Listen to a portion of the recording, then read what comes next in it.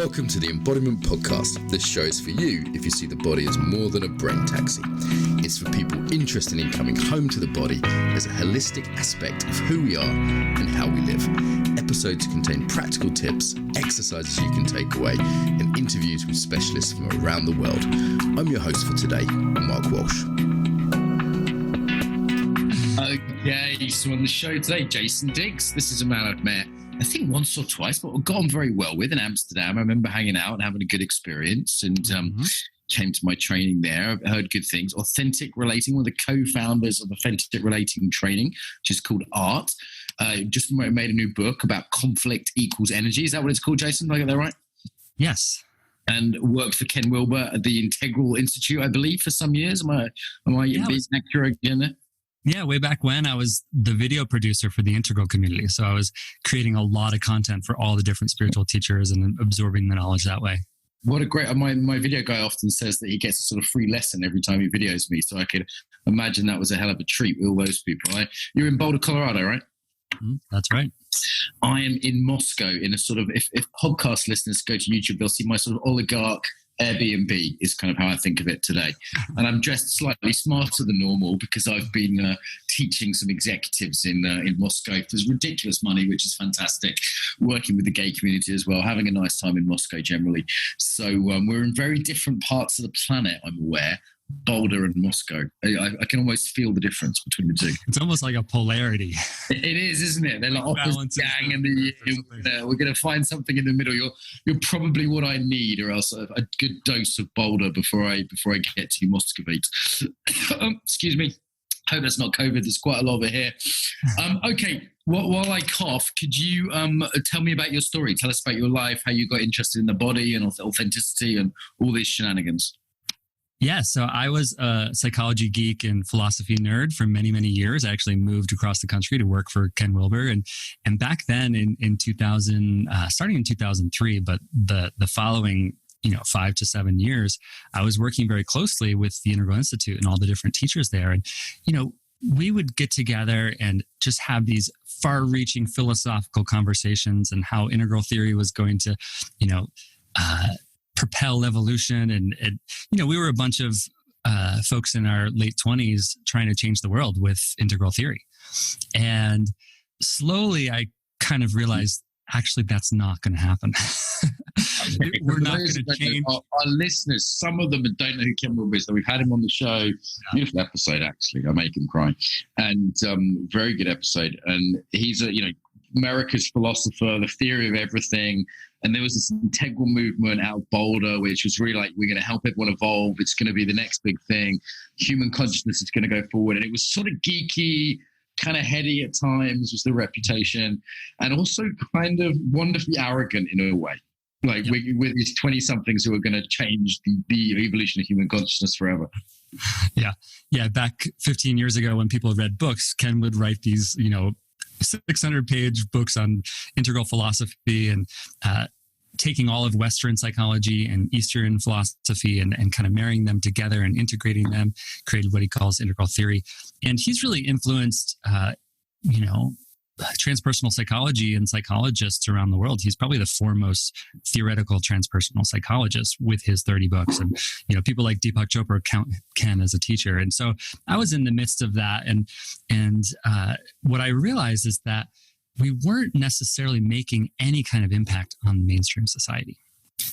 We were doing good work. We were spreading, the good vibes and attempting to elevate consciousness, which is a noble thing to try to do. And also, if it's not practical, if it doesn't meet people where they're at, what's the use of it? And so I began to think about this and kind of extended my quest to like, what's really relevant for someone who lives in the Midwest of America or who doesn't think like us. And, integral theory is really good at that. Like, how do we take multiple perspectives and how do we look at these different worldviews and see the different values and being able to listen to the values of another? And, as I was learning quite a bit as a video producer, that must have been cool, by the way. I'm kind of curious, like, what was that like to sit behind the camera? Because they had everyone on, because Ken was like respected by everyone. He knew everyone. It's like, it just seemed like you must have been sitting in a room with some very cool people. Oh, it was so fun. It was so fun. You know, I got to have breakfast with Deepak Chopra and a few other people when he was the keynote speaker of one of our conferences, and got to, just listen and learn from the feet, listen at the feet of the masters and learn so much. And at that time in my life, I was very much absorbing knowledge, reading a lot of books. And eventually I was like, okay, now when I approached my late 30s, I was like, I actually want to start engaging and giving back more. And that's when I found circling and authentic relating. And it was a modality that really spoke to my heart. Well, actually, I'll rewind a few years. So there was a time when I realized I'm actually deeply cut off from my body. That all of this, spiritual work, whether it's meditation or integral theory, it's actually not. I'm developing slowly, incrementally. I'm expanding my awareness. But when it came to a situation like getting into a conflict with, one of my clients, I behaved like a teenager throwing a hissy fit. I was just like not skillful at all in communication in those kinds of situations. And around that time, I started a dance practice. So very deeply into 5 rhythms dance. And, a year or two later, starting contact improv. And that really was the beginning of my embodiment path. And it slowly really started to work on me and help me be more self-aware. Right. Sometimes the integral world, I think, has been rightly criticized from the embodiment world as being a little light on the body. There's Ken Wilber was lifting weights and it was like fitness, but not so much embodiment. That had been sort of thrown out a little bit. And, not with some exceptions, some cool people out there. Rob McNamara, for example, friend of mine. And this idea of it needed a practice. And it seemed like circling, authentic relating, we should go right back to what that is for listeners as well. But it seemed like that started to emerge as the practice of this kind of, group of nerds, basically. Mm-hmm. And it was very much needed. We needed a way to really chart back to the body, back to the here and now. So authentic relating is an embodied practice. And what I mean by that is it's actually about deciphering all of what's happening underneath the surface. It's about putting our awareness in and determining what our needs and wants and desires are, and being able to communicate them with other people in a way that's effective. And circling, going deep into the present moment in this way that's very open-ended, it's a good time. It's a great ride. You'll get seen and heard and felt. And if you do it half a dozen times, you might have some good experiences. But if you do it hundreds of times or hundreds of hours and treat it like a practice, I believe it directly increases people's emotional awareness, their social awareness. And so that's what we really began to see as leaders of the circling and authentic relating movement, is people who treated it like a practice and did it frequently over the course of months, started growing like crazy in their ability to actually have boundaries, to communicate what they needed. Their relationships improved. People who couldn't get a date before they started practicing, after a couple of months of practicing, they could get a date. I was one of those. Like my experience of romance and dating improved very quickly and dramatically. And, years later, now I'm happily partnered, and I know myself as a being of passion and romance, and I feel very comfortable with my sexuality. Whereas when I started the practice, I didn't. Okay, so it gets you laid. You got my attention. So I've definitely seen this pattern of people who are like into circling. Again, let's go back to the nuts and bolts of it in a minute. Who the people who are really into it, I always really like I hit it off with you pretty quickly. John in Amsterdam, for example, is a good friend of mine. We had on the show. Marisha, I would easily marry just any day of the week if I was free. There's some people I know who are really into it, who I really just love. I love being around them. And they seem to have a way of connecting deeply, of there's an ease to their communication. There's a bullshit freeness. I like working with them. John and Marisha, I've done work with, business work.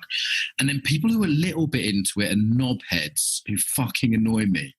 And I go, how does that happen? Like, what's going on there that the people who are a bit into it are annoying, but the people who are a lot into it are really cool? Like, I'm kind of confused by that.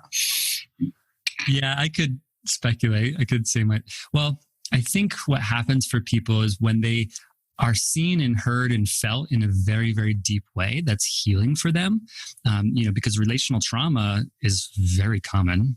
And we like to say that, a trauma that happens in relationship needs to be healed in relationship, right? So I think people are on a very deep healing journey, but then they start to expect other people to be like them. Like, when someone's really deeply into something, they tend to make it a dogma. It's like, oh, if you're not doing the communication pattern that allows me to be seen, felt, and heard, that means that you're somehow not in touch with yourself, and so there's, whenever we take something and try to expect the rest of the world to be into the same things that we are, we can be knobheads, as you say.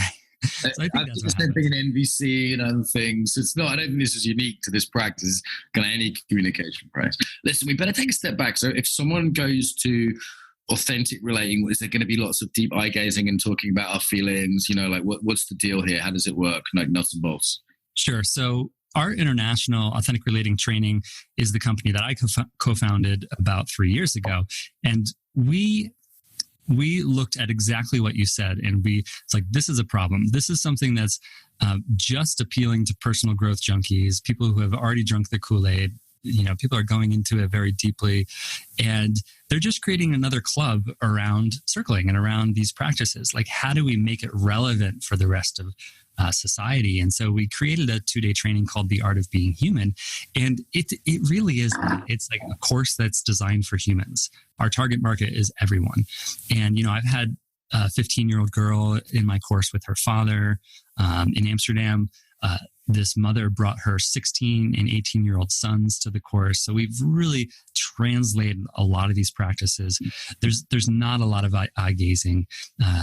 It's much more designed for everyone. And then we also started a nonprofit that is doing this same exact course in the prisons of Colorado. So we've put 400 inmates through the Art of Being Human course, and we have stacks of letters and people beginning to have real authentic conversations around race and the divide between Hispanics and blacks and whites inside the prisons of Colorado. And unfortunately, that work is all on hold because of COVID. But we really have attempted to make these practices as accessible as possible. And that's what the book... Give us the nuts and bolts. What is it? I come to the workshop, I sit down in the chair. What happens next? Sure. We teach people about listening. Listening, you'd think it's a very simple word. It's like, oh, you're either listening or you're not, right? Well, there's actually many different ways of listening. So we'll teach people a framework about how to really see and hear and effectively problem solve by listening in a deep way. We'll talk about, we'll have exercises on what we call dignity and humility, which is one of the most important polarities, to really have the dignity of having deep access to our own voice, our own boundaries, while simultaneously being open and receptive to others, which is humility. So that we're not knobheads, as you would say. Listen, I'm in Russia. I could probably do with a dose of humility right now. So you can give me some of that. Okay, so listening. I've never been great at listening. I get that it's a practice. Sometimes I practice it, I do better. Interviewing people, I'm supposed to listen. And there's like an interviewing, I've learned, this is interview number 270 or something, right? So, I've got a few hundred hours of interviewing practice, and I definitely have learned other kinds of listening when I'm interviewing. Like when I'm interviewing, there's a way in which I'm listening in a way which brings out someone in a different way, or I'm considering this third party who's in the background. Tell us more about these kinds of listening that interests me as an interviewer as much as anything. Yeah. So in the book, there's an entire chapter on listening, and it's a very common framework to say, are you listening to respond, or are you listening to relate to someone? Which is kind of the entryway, but I actually break it down into 5 different types of listening. So listening to respond is just the common default way that we do it in the world. Is like we're actually thinking thoughts in our heads to respond to the other person as they're talking. And that's actually super functional. I don't poo-poo that as some people do. It's actually our default mode for a reason. It's very effective. In the West, values of productivity and efficiency are very, very high. So it gives all that. But if that's your only way of listening, it really can be a turnoff to a lot of people, especially if you're trying to date them or something. Because it's not really present, because if I'm thinking about what's going on in my head, I'm not really present to you. Yes. It's got sort of dead quality, right? Like if I'm interviewing you and I'm thinking, the next question, I've stopped actually being present to you in that moment. Mm-hmm. Yeah, so listening with a desire to empathize or help, that you can think of this as like a feminine embodied way. It's like, oh, you're a being that's in need of support. Let me listen to you from that frame. Another one is listening with the intent to mentor, which is more of a essential masculine frame. Like, let me listen for your growth as and so I might offer something that's a challenge or offer something that's, an additional perspective that you might not be considering, right, in response. So these are just some of the other ones. And ultimately, each person has a deep uniqueness that is unlike any other flavor in the entire world. So advanced listening or essential listening is what I would call listening to the full being or the soul, where their unique flavor of how they show up in the world. Kind of taste the Jasonness or the Markness at that moment of like, okay, what is that? As an embodied sort of empathic kind of thing where I'm going, okay, I'm kind of tasting the vibe. Yeah. Yeah. And when you're doing that, the response is often to just deeply celebrate that person, even if they're whining. Even if they're like annoying, it's you can actually celebrate someone for who they are. And so bringing this in really helps us respond in like a multidimensional, rich way. Yeah. What about listening to win, Jason? Surely that's the best one. Is that what you do, Mark? I sometimes, I like that one. It's one of my favorites. And or listening to make a wisecrack. Is that one? Is that part of the system? Like that's definitely what I do. Yeah, exactly. So listening to win, we all have these dominance and submission dynamics going on, which are very embodied energies. That dominance dynamics, I think you mean. Yeah, and they can be really, really helpful, but being objective to like, I'm gonna do that when I'm in a business context, but I'm not necessarily gonna do that if someone's like suffering and telling me about that. Sure. I'm not gonna try to win with my wife and lose in the relationship, and that's not smart. You can't win a relationship. You can't win an argument with your wife. That's a fact. It's not a smart frame. Okay, so what about playfulness? How does that fit? Is that one of these? Like, because often I think that's often my default. Is there's a sort of playful tussle in the listening. Yeah, I love that. I don't address that specifically in the book, but I think I need to add it to my model. You're teaching me, Mark. You're just schooling me. You're just schooling me. I mean, I just we're having this. I feel like I'm just trying most of the time. I'm listening just in a way to find where the fun is. Like it's definitely one of my defaults. Okay, cool. So, but people can get better at these, right? Like this is the thing. People can get. I remember when John was first learning this shit. I've known John like 15 years, John Thompson, and he definitely got better. He got better at being present over because I'd see him once a year, and every year I'd see him, and I'm like, oh, something's improved, Yeah, that's the basic understanding is that listening is a master skill that we can grow in for our entire lives. And just having it as something that we can develop, the way that I think of it is advanced listening. I'm listening with all 4 trillion cells of my body. And every single cell has a membrane that's designed to give and receive information. So the depth of it is like, I can actually receive you fully with my feet, with my belly. And there's a lot of additional information down there. I mean, when I'm in the practice and I kind of lock into the groove, which sometimes takes me 10 minutes or so, I can literally hear people's thoughts sometimes. And I mean, that's not anything like psychic or woo-woo.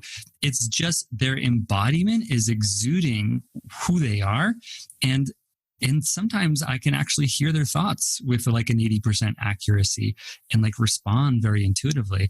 And this is just like, it's fun. It's really fun to develop oneself this way, but it's also very useful in relationship.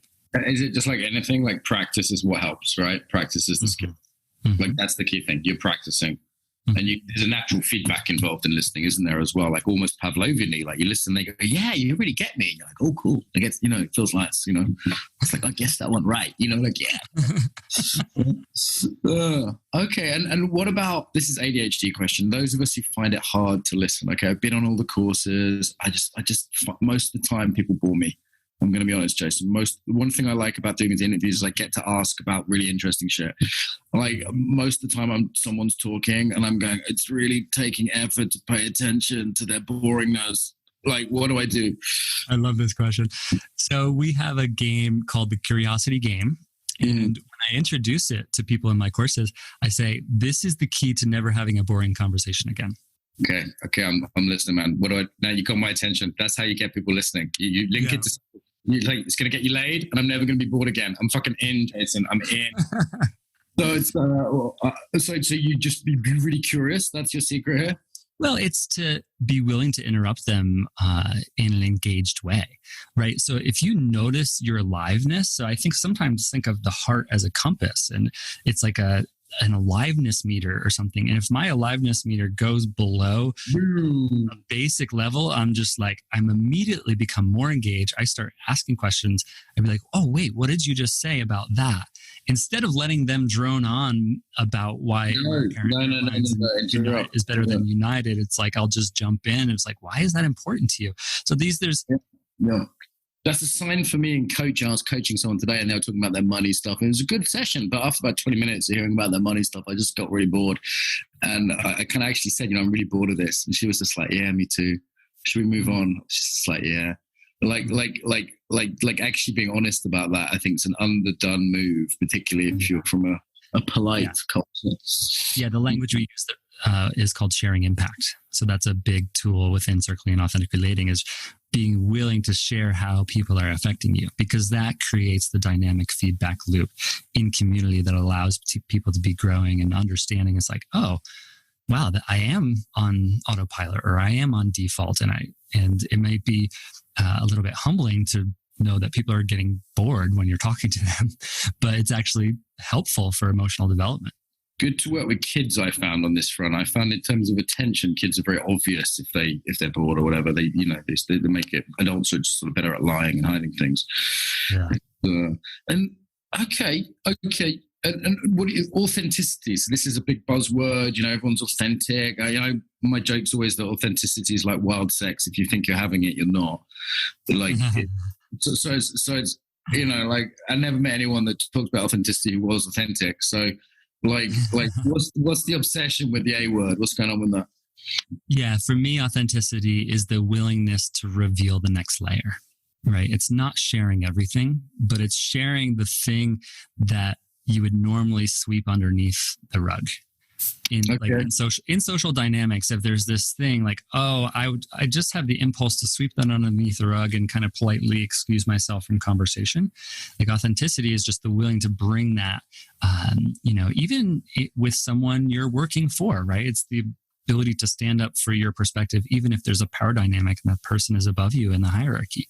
And so it takes will, it takes courage, but it also lives in polarity with relating. That's why it's called authentic relating. We can't just, dump our truth on someone. You suck. Yeah. Yeah. What about when it's just not strategic, right? Because the reason most people aren't authentic is that, for example, I'm having dinner with someone last night and I looked across the table and she just had the most beautiful breasts I'd ever seen. Just ridiculously beautiful. And in that moment, it just pops into my head, right? Is it authentic to just sort of blurt out, oh my God, your chest was sent from heaven, or is that just crude and unpleasant and it's going to ruin both our evening? Well, what was the result? Did you say it? I said an hour later. Yeah, exactly. It's timing. It's like if you by that point, it was appropriate. But if she's batting her eyes at you and it's like, hour 3-4 of the date, then you can say it. If you say it up front, it's just like crash and burn, right? But I mean, I'm making a joke here. It's a real example, actually, but it's making a joke that there's most people, and I think I don't do this enough. Like, I get in a lot of trouble because I'm not particularly strategic. I have poor impulse control. It's another ADHD thing, apparently. I've been reading about this. I'm like, oh, I've got all that. And that means the stuff just comes out my mouth, and then I've said it and it's too late and I can't unsay it. It's like sometimes I want to, can I unsay that? And you can't. So when it's like impulse control and I guess tact, timing, and also just considering impact. I don't hold myself responsible for others, but I am interested in their feelings. I say I'm not responsible, but I am interested. That's my kind of take on it. Yeah. And sometimes I just screw myself over. It's not strategic. Mm-hmm. Yeah, I think for a lot of people out there, the willing to be truthful and honest as a practice is extremely helpful. Bringing transparency in as a value in our relationships, because actually the human nervous system, when we're scared or when we're ashamed, it's just the natural thing is that to hide things, right? Have you ever met a child who didn't lie? It just doesn't exist. Lies. They're huge, right? Huge fat lies. Yeah, because they feel shame in their nervous system and they immediately have to deal with that emotional energy somehow. And so they try to escape the blame. And we were all children one day, and all of those patterns are still living in our bodies. And other people, maybe you're in this category, Mark. 10% of us who have big mouths. Come on, that's 90% of people are cowards. 10% of us have big mouths. So what do we need? It's practice empathizing with others and practicing considering impact and how your power and your authority in the world impacts. You walk around like a 800-pound gorilla. And so understanding power dynamics and how you affect people when you walk into a room might be a good practice for you. I don't know how it's going so far. Shit's happening now. I'm like the Mr. Embodiment Conference with the book, and it's all changing. And all of a sudden, people are getting freaked out by shit they used to find funny. So different things change over time. Certainly, in terms of I'm learning my impact is changing based on not necessarily my own in a world, but in terms of the how I'm perceived. For example, someone said, "Hey, you're the head of a conference now. You're not just a loudmouth." I was like, "Okay, that is different. That is different."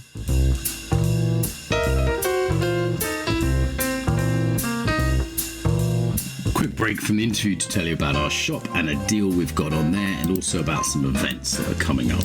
So if you go to Embodied Facilitator /shop and use the code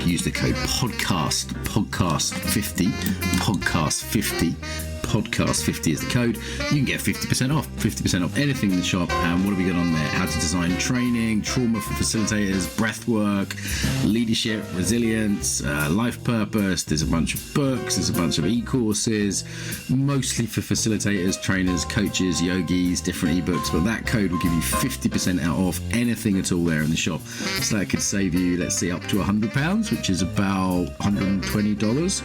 So well worth having that code. Go to embodiedfacilitator.com/shop.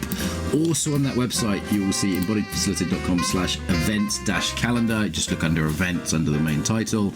You'll see all the stuff we've got coming up for events. We regularly have free online events. If you're interested in embodiment, we have them on coaching, life purpose, marketing, all trauma, all sorts of things. So have a look at the events page. You can see the different one-day events we've got coming up related to the conference and all kinds of other stuff. Okay, so all of that is on embodiedfacilitator.com. And remember that code there. That code is podcast50 if you want 50% off anything. There you go. A good deal. Back to the interview. We've got this, what's your take on responsibility then, in terms of people, you make me angry, or I feel upset when you say that. What's your take on that whole thing? Sure. So one of the most important principles and practices of authentic relating is called own your experience. This comes from nonviolent communication. Nonviolent communication was the cutting edge in communication practice 35 years ago. There's a problem with nonviolent communication. Number one, the name is nonviolent. and the truth is like, if you're trying to push away violence, you're actually in the shadow. Anyway, that's a little more complicated, but owning your experience, right, essentially means taking more responsibility. So the way I like to say it, it's not about changing your language. It's not about making your language patterns so that they don't ruffle any feathers and is never violent. And it's like, that's trying to sanitize our communication. I can still say cunt, right, Jason? I can still say cunt. That's what you're saying. Cunt's still alive. Great. Yeah. That's important. I want to get that on the menu. Okay, good. So we're not sanitizing the language. What are we doing? The phrase that I use as the key to this practice is be the emotional maturity you want to see in the world. Ooh. So essentially, it's about taking responsibility for what your needs and wants and values are and bringing more of that into the world. And so sometimes that's like, oh, I need to approach a conflict while owning my side or owning my part in things. And I need to not be blaming in my language. And other times it's like, I'm going to take all of these emotions that I'm having that, in truth, have me being a whiny, C word, whatever you want to say. I'm not going to say word. Oh, we got a C word now. We got an N word. We got a C word. We got a B word. It's just going to be a dictionary full of letters at the beginning. So if my internal thoughts are acting like a whiny bitch, yes, authenticity doesn't mean that I whine or like complain or expect other people to take that away. It actually means I'm going to set that on the shelf and take care of that later with, either my therapist or a bitch session with my best friend. And right now I'm going to be solution oriented and actually come from a place that's like, I know what I want to have happen in this situation. And my communication reflects that. Right. I'm just trying to think, like, in terms of conflict, then it seems to be one of your specialist subjects, owning your own side of things. Like, hey, maybe I'm bringing my own shit to this. And I think of my colleagues, we're all pretty good at that. Like, we can go, you know what, I'm something that I've got a side of this, it's probably not one-sided. Occasionally it is. And then what else? We go, yeah, let's be solution focused. Let's not blame each other. Actually, how can we move forward? Like, that's another thing I think, like, me and Daniela have a row. We're pretty good at that kind of stuff. Like, what else for conflict? What are some good ones for, most people out there have conflict, right? Normally with the people they love most as well. Yeah. So the book has two different processes. It's one is called emotional aikido and one is called emotional alchemy, and each have 5 steps and each is a principle. So one of them is consent. So if I'm really pissed off at you and I just start yelling in your face, that's not skillful, right? But if I ask, hey, Mark, I'm really pissed off. Can I let some rage out? Can I express this? And I might not be able to. Yeah, exactly. I might not be able to fully own my experience. Yeah. And so if I ask permission to be messy with you, consent. So just getting consent for, can I give you someone feedback, for instance? No. Yeah. Yeah. Is it okay if I tell you how this lands on me? Right. Mm-hmm. Yeah. Okay. Great. Important one. Super, super into that. Cool. What else? What else we got for conflict? Well, the whole authentic relating curriculum, it's a set of tools and practices for communication, connection. We talk a lot about setting context, and setting context is leadership 101, right? And so I go detail into this. An entire chapter of the book is dedicated to setting context because it's really the key to preventing conflict before it begins and setting the right parameters for us to be able to work through things. The last few chapters of the book are really about transmuting emotional energy into clarity, teamwork, or a palpable feeling of connection, like, oh, we're in this together, right? And that's why the book is called Conflict Equals Energy. The premise is that the universe will give us these kind of perfect situations that allow us to really grow in our emotional awareness, and we fail a lot. I know I fail at conflict situations, and that's part of the growth. Good point, Jason. Like, a lot of us, myself included, have done personal growth work. We've done the MVC or the circle, whatever. And then I find myself, and I think I'm not the only one, just in rubbish conflict and just not doing that well. Do you know what I mean? Like, really not. I'm going, I'm blaming. I've raised my voice. I'm not listening well. A bit of centering I find helps. A bit of state regulation. We're only as good as our state, as opposed to the book we've read. But like other than sort of cut ourselves some slack, like anything on like when we find ourselves just operating so much lower than we know we could.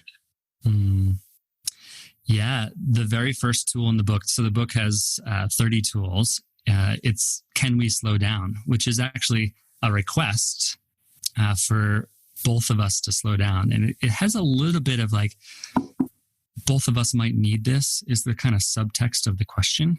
So it has a little bit of teamwork building. It's like, oh, can we slow down?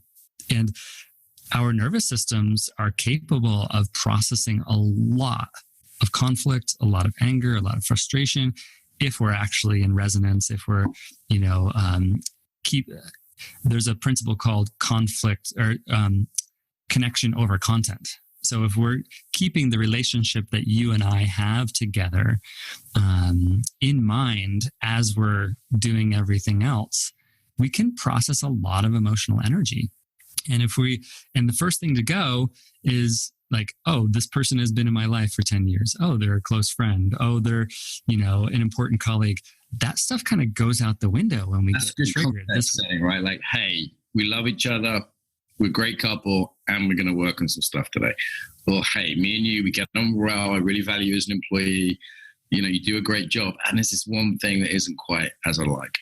Exactly. Right. So that kind of keeping that relationship in mind in the context is pretty key. It just creates psychological safety, which allows us to lean into what's happening and be authentic with each other instead of sweeping it underneath the carpet because I'm scared if I speak up, I might get fired. Right.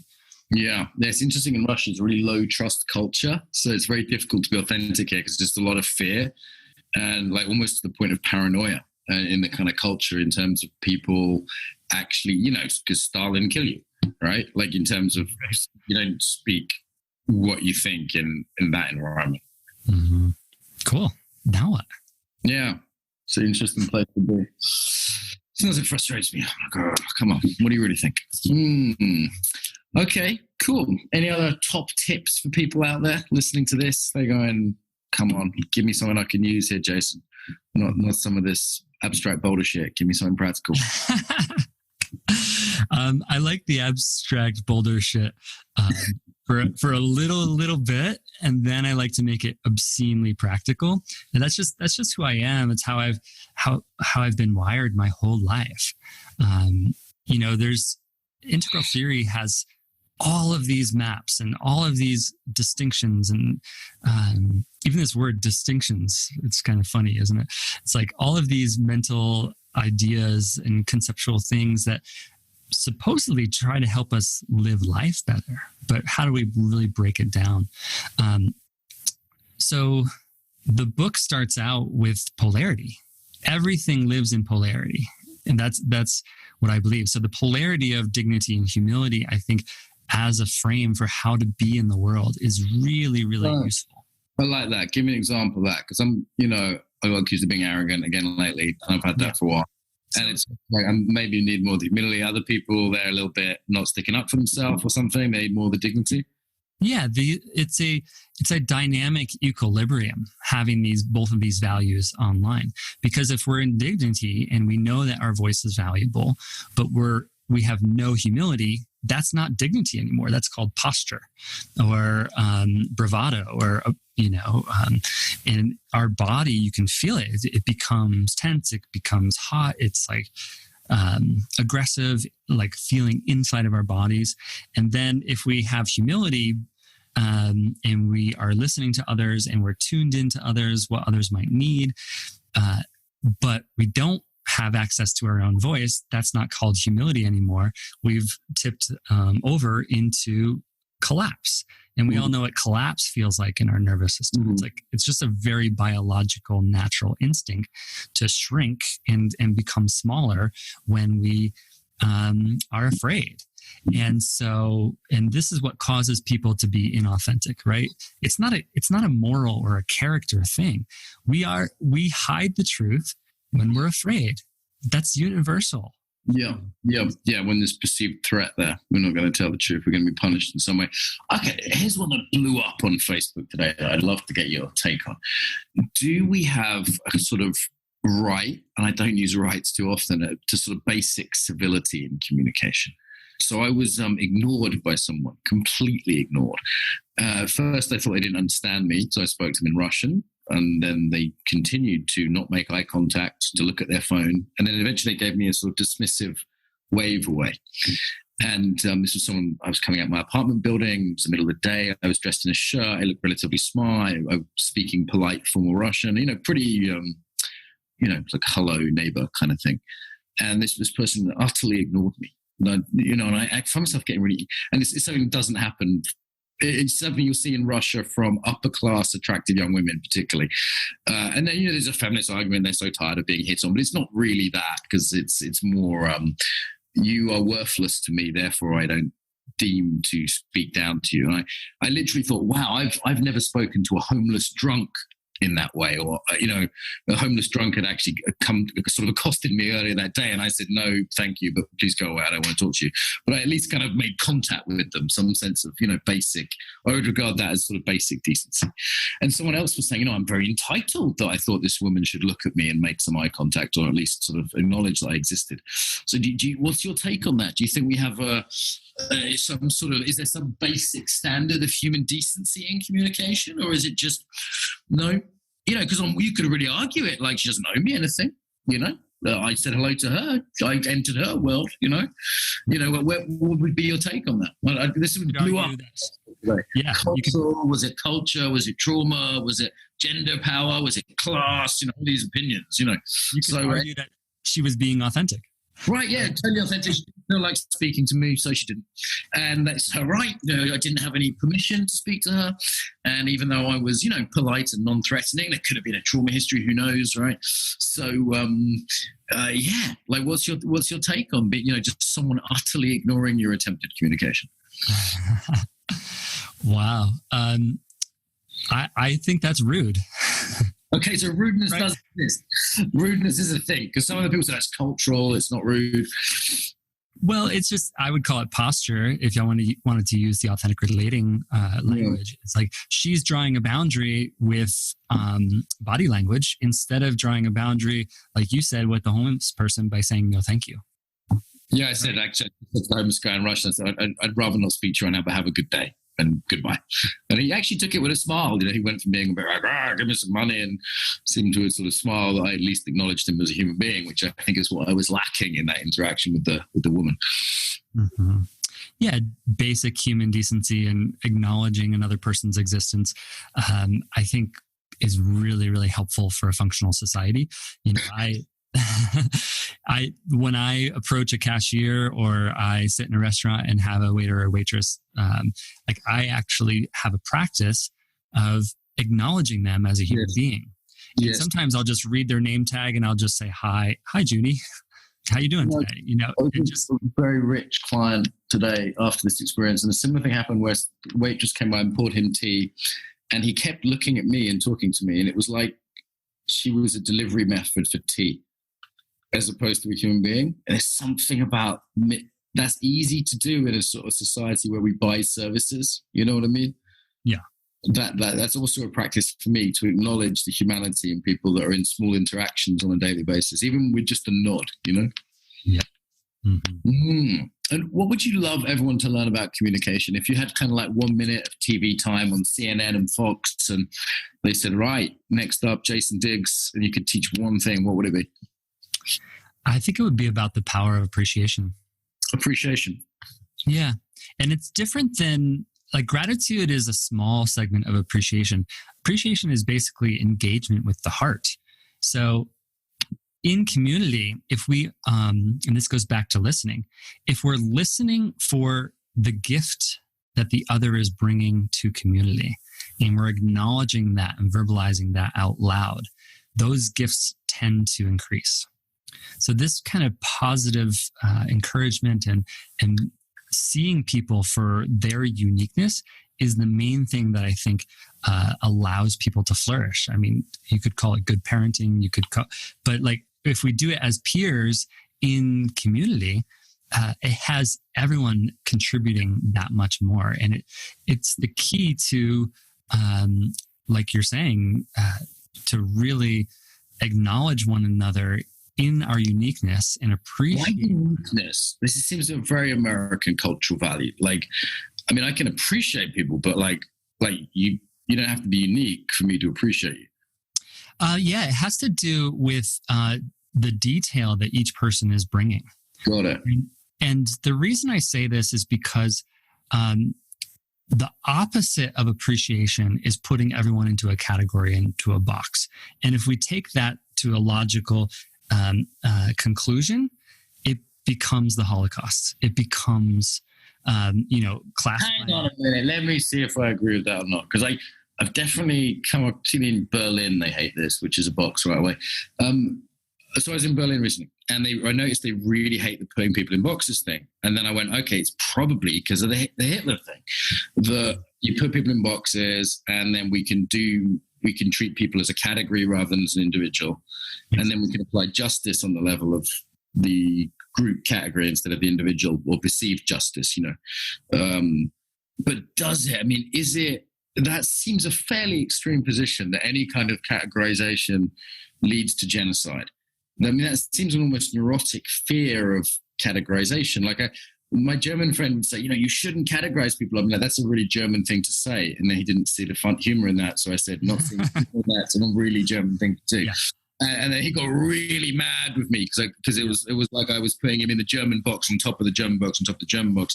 And then to me at this point, I was just trolling him. But it was there was something like, yeah, but there is a box that's allowed, which is Germans relate to humor differently, and Germans don't like boxes more than I like boxes. And, that's a useful distinction as long as I have some humility around it, surely. But I'm not saying, everyone in Germany is like this.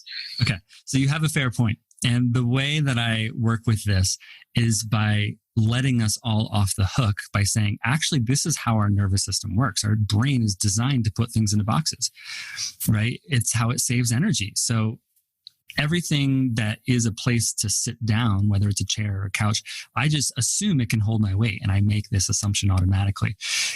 And when this applies to people, it's like, okay, so service professionals are there to provide a service. I don't need to acknowledge them. That person is not my friend. They're not my colleague. It's like they're serving me tea, right? Is that So I think we're talking about one is role, the usefulness of just roles, and the other one is the usefulness of generalizations, right? Yeah, like most people by role. Terms. Yeah, like generalizing people by role is not a huge problem. Generalizing by people by race is. So it's actually a continuum, because if we start to say Hispanics are like X, Y, and Z, and rich white people are like X, A, B, C, then that's the slippery slope that actually leads towards, racism, discrimination, and eventually genocide. Again, like jumping to the genocide from a generalization, It's like dehumanization. I make a generalization about Russian culture, and I don't ever end up at genocide to Russians. No, but your intention is not to dehumanize them. You're actually humanizing them. I can say this is a low trust culture. People tend to be low trust. There's a trauma basis to that. Russians tend not to smile unless there's a joke. I mean, these are just things that are culturally very common. That doesn't end up with the gulags. Yeah. So I think the difference is you're doing it consciously. Yeah. You're making a generalization. The danger comes when we're actually blind to our assumptions and blind to our generalizations, and we think they're true. And also lacking the humility to say, you know what, some Russians this doesn't apply to. And this is a general rubric which is going to help me teach Russian. So when they're not smiling at me, I'm not going to freak out because I understand that's a cultural piece. And, I'm not going to get nervous about that, which is going to help me and it's going to help me teach them. But if one's smiling, that's okay, right? They don't have to be like, re-Ruskified or something. There's no should in there either. It's simply a predictive generalization as opposed to a normative kind of moral truth. Yes. And that's why appreciating the detail of the individual or the uniqueness is actually the antidote. It rehumanizes. And so if you meet a Russian who's very different than your generalizations, all of a sudden you're getting new information, right? And so that definitely makes for a good compliment. I mean, that will get you laid. That one, like in terms of a good compliment, in terms of like this, you're looking for the specific uniqueness that is beautiful and I definitely see people appreciate that. I think there's also this kind of narcissism. Particularly I'm in the States, I see this like everyone's special, everyone's a fucking winner at summer camp. Like there's a sort of, I guess I'm like intuiting some sort of danger in looking for everyone's specialness, because I feel like I've paid the price of being around lots of people who thought they were special and whose mums and dads told them they were special, you know? Yeah. And that's why I like to say everything lives in polarity. If you take appreciation as a practice to its logical conclusion, it has its own downsides, which is what you're talking about. It's like, then we can't keep in mind excellence. You know, excellence as a value, and ranking hierarchies is a natural part of life. We can't. No idea you're a Nazi talking about hierarchy. So you're saying some people are better than other people, Jason? That's outrageous. I can't believe you said that. I'm going to have to cut this part. You know, I don't want to support that kind of right-wing nonsense. No one's better than you at making off-color humor. You are absolutely the best. I know. This is a perfect pink shirt. I tell you, this is a great shirt to wear through the streets of Moscow. Let me tell you, the shirt. And you wear pink to get away with it. I'm on to you. Yeah, I'm getting away with everything. Some people are out there going, "No, you won't. You won't get away with it." Okay. Anything we have? I've got to go soon. So, is there anything we haven't talked about that you feel like, you know what, we really should have talked about that? No, this has been a really enjoyable conversation, and I just want to say that I've learned a lot from you. You know, I took one 7-hour embodiment training from you. I think it was like embodiment for coaches and basic intro in Amsterdam. In Amsterdam, and just. I consider my facilitation my career, and I have a passion for it. And I just learned so much from everything that you didn't do in that training. well, thank you. I'm unique and special. I appreciate that. And I do appreciate that, because, you know, that is nice to hear. I do appreciate that. And facilitation is actually my thing. Like, people listening to this, I'm definitely not that good an interviewer. And I'm trolling people isn't actually my main activity in life. It's facilitating. So that's what I like to get appreciation for. Thank you. Yeah. And your dignity was profound and unique in the way I receive it. You never, ever once apologize for being the most outspoken, for your expertise. Like, you deeply, deeply owned that you had something to transmit to the other students. And I learned so much just by watching the way you used your body in the training.